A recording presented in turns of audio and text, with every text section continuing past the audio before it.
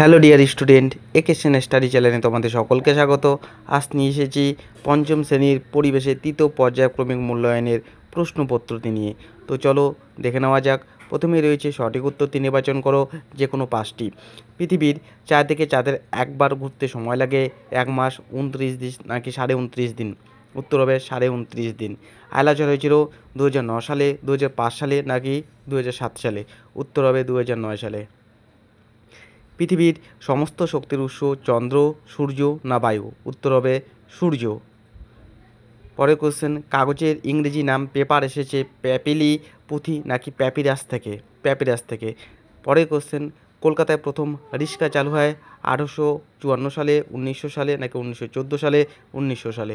সূর্যগ্রহণের সময় মাঝখানে অবস্থান করে সূর্য, পৃথিবী নাকি চাঁদ? উত্তর হবে সূর্য। এখন দেশে বাঘের সংখ্যা 2000, 40,000, 20,000 নাকি 2,000? 2,000। চন্দ্রগ্রহণ হয় অমাবস্যা তিথিতে, একাদশী তিথিতে নাকি পূর্ণিমা তিথিতে? পূর্ণিমা তিথিতে। পরিবেশ বান্ধব হলো সাইকেল, বাস নাকি মোটর সাইকেল? সাইকেল। পানসি হলো এক প্রকার রিক্সা, ডিঙ্গি নাকি পাখি? ডিঙ্গি।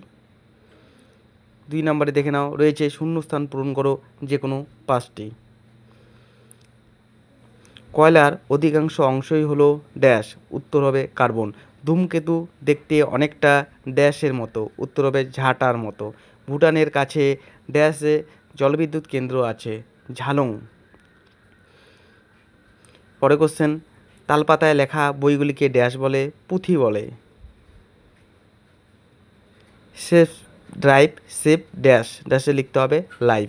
বয়স্ক মানুষকে ড্যাশ করা উচিত? সম্মান করা উচিত। পশ্চিমবঙ্গের প্রধান খনিজ সম্পদ ড্যাশ? উত্তর হবে কয়লা।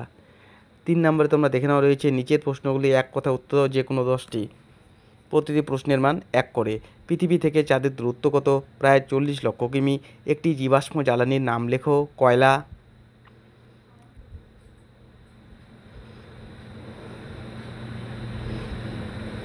পরে কোশ্চেন, ধোঁয়াতে কোন বিষাক্ত গ্যাস থাকে?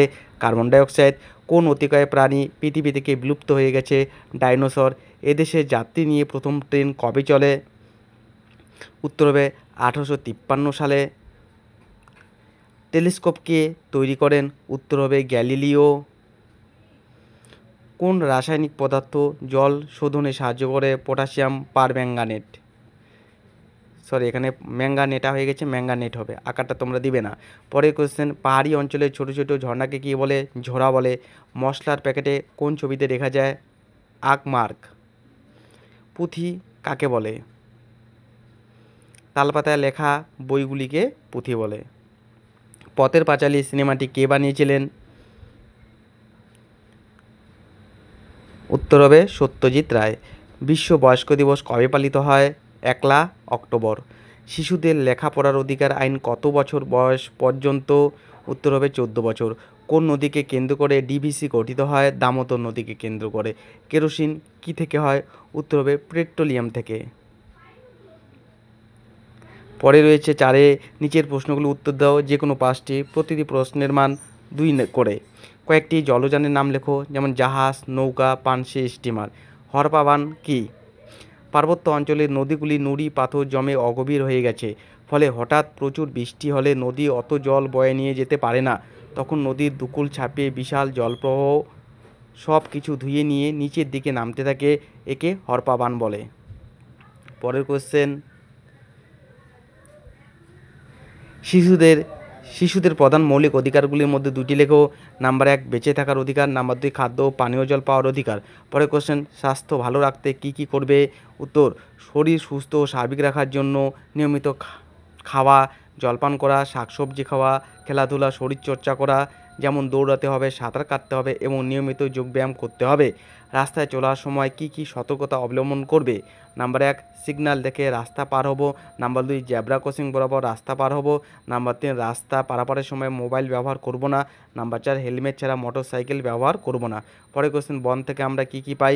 বন থেকে আমরা কাঠ, জ্বালানি কাঠ, মধু, ফল, ঔষধি গাছ, কাগজ এবং আঠার মতো বিভিন্ন জিনিস পাই। এছাড়াও বন থেকে অক্সিজেন, আশ্রয় এবং অনেক শিল্পের জন্য কাঁচামাল পাওয়া যায়।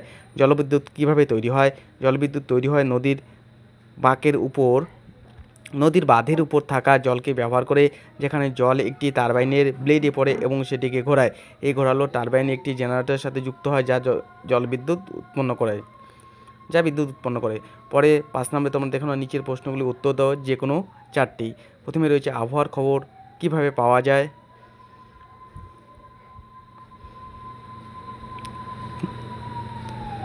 তোমরা উত্তরটা এখান থেকে দেখে নেবে।